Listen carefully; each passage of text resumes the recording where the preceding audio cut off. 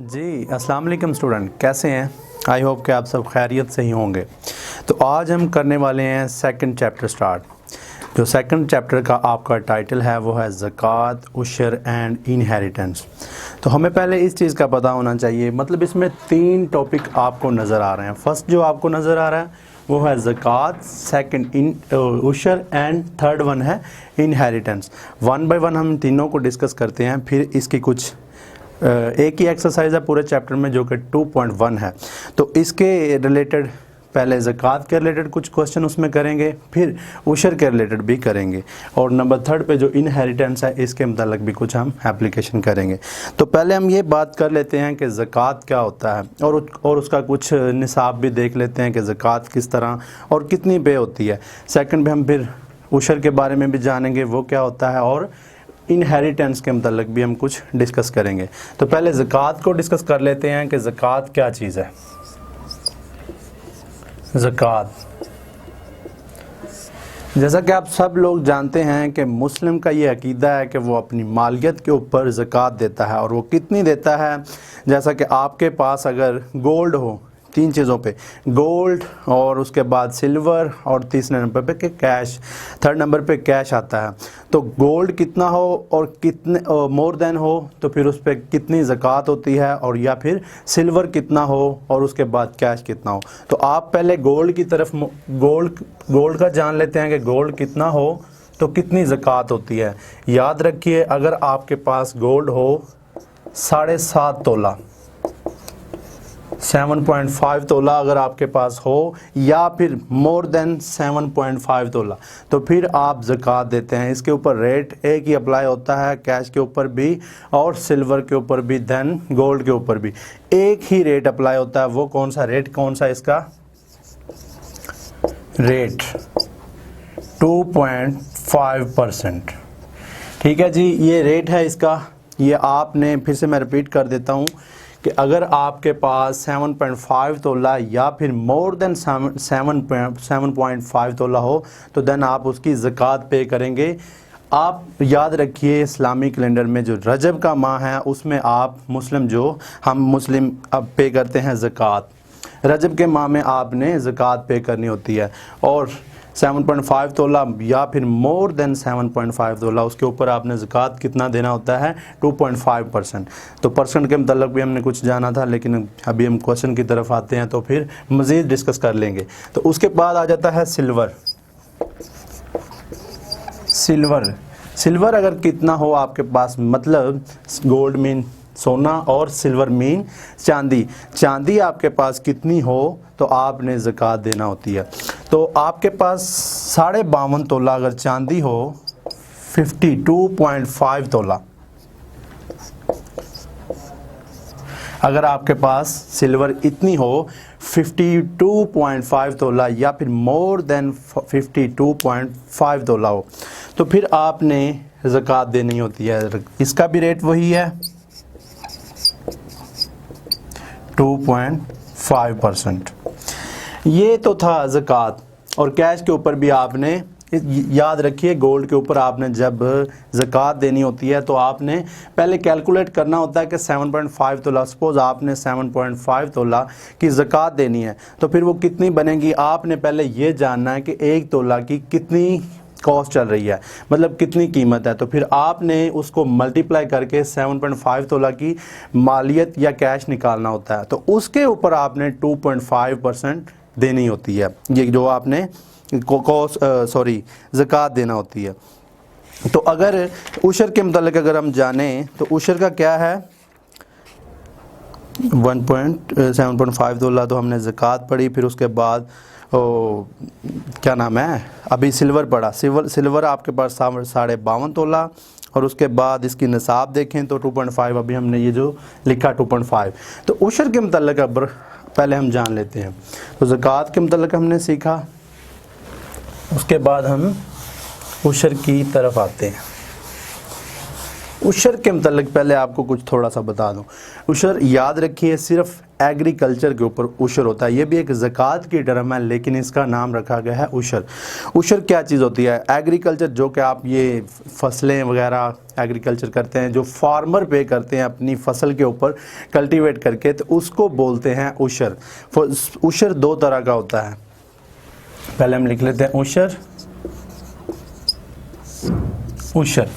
तो दो तरह का ये उशर होता है। याद रखिए, ये सिर्फ फार्मर जो होते हैं, जो अपनी फसलें तैयार करते हैं, सिर्फ उसके ऊपर, जो उसकी मालियत के ऊपर ज़कात की एक टर्म होती है उशर, तो उन्होंने उशर देना होता है। याद रखिए, उशर की दो टाइप्स हैं। जो फर्स्ट टाइप है वो है natural resources.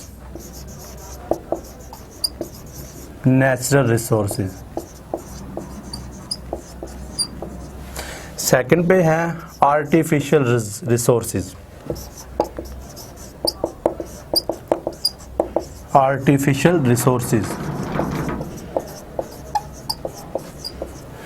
First natural resources, second पे है आर्टिफिशियल रिसोर्सेज।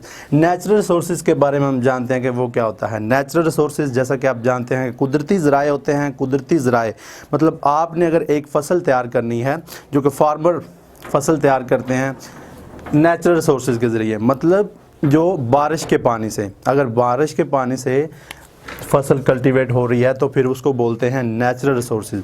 और अगर आप आर्टिफिशियल रिसोर्सेज के ज़रिए फसल को तैयार कर रहे हैं, वो किस तरह होती है? मतलब आपने खुद अपने तौर पे ट्यूबवेल्स की वजह से के ज़राए से आपने जो पानी फसलों को देना होता है, उसको बोलते हैं आर्टिफिशियल रिसोर्सेज।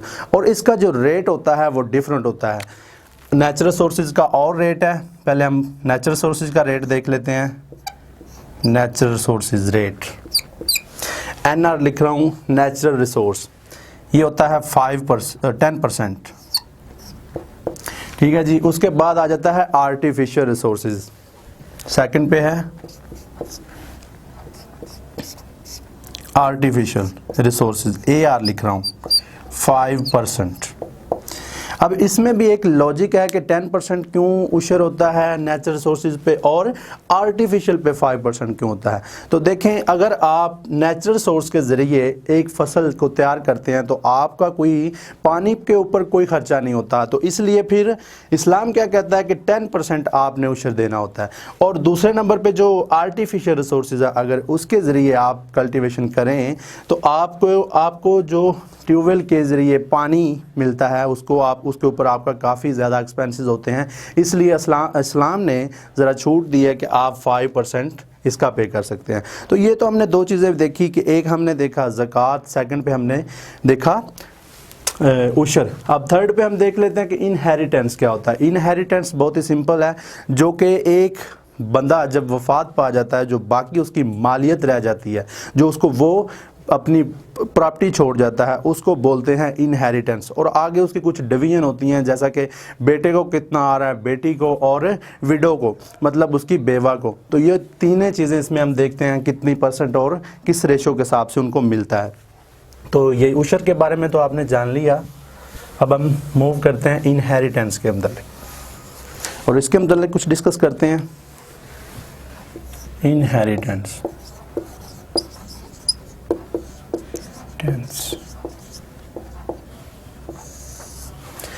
याद रखिए इसमें तीन चीज़ें होती हैं। एक तो विडो होती है, जो कि इनहेरिटेंस मतलब जो वफ़ात पा जाता है उसकी बेवा मतलब बीवी जो पीछे रह जाती है, और उसके बाद उसका बेटा और बेटी।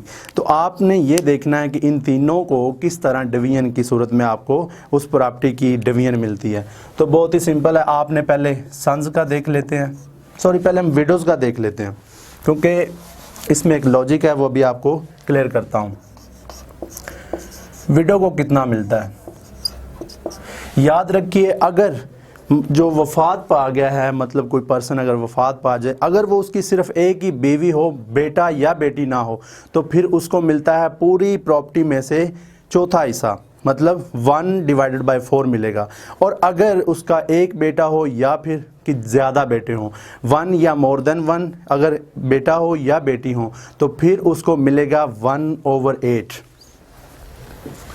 विडो 1/8 एक सूरत में, अगर उसका बेटा हो या फिर कोई बेटी हो। और अगर बेटी या बेटा कोई ना हो, सिर्फ अकेली वो मालिक हो, तो फिर उसको मिलता है 1/4, मतलब चौथा हिस्सा। अगर बेटा हो या बेटी हो तो फिर उसको मिलता है 8वां हिस्सा। अगर ना हो तो फिर उसको पूरी प्रॉपर्टी के ऊपर मिलता है सिर्फ चौथा हिस्सा। तो ये हमने देखा। अगर हम सन्स के बारे में बात करें या फिर डॉटर्स के बारे में बात करें तो वो उसको कितना मिलता है। सन्स की बात पहले कर लेते हैं। सन्स मतलब एक या एक से ज़्यादा। अगर एक हो या फिर एक से ज़्यादा हो तो उसको मिलता है दूसरा हिस्सा। 2 हिस्से मिलते हैं एक प्रॉपर्टी में। और अगर सपोज 2 बेटे हों तो फिर रेशो बना लेंगे आप 2/2, मतलब एक को दो हिस्से मिल रहे हैं और दूसरे को भी 2 मिल रहे हैं। तो अगर डॉटर की तरफ आए जो कि बेटी, उसको मिलता है एक हिस्सा, मतलब सिर्फ एक ही हिस्सा मिलता है। अगर ज़्यादा हों तो फिर उसकी क्या बनेगी 1/1। जितनी होंगी आपने उस हिसाब से रेशो बना लेनी होती है। तो हमने पहले सीखा ज़कात, सेकंड पे उशर, अब थर्ड पे अभी हमने सीखा इनहेरिटेंस। और इनके मतलब ही हम आगे कुछ इसकी एप्लीकेशन कर लेते हैं जो कि एक्सरसाइज 2.1 में है। That's it.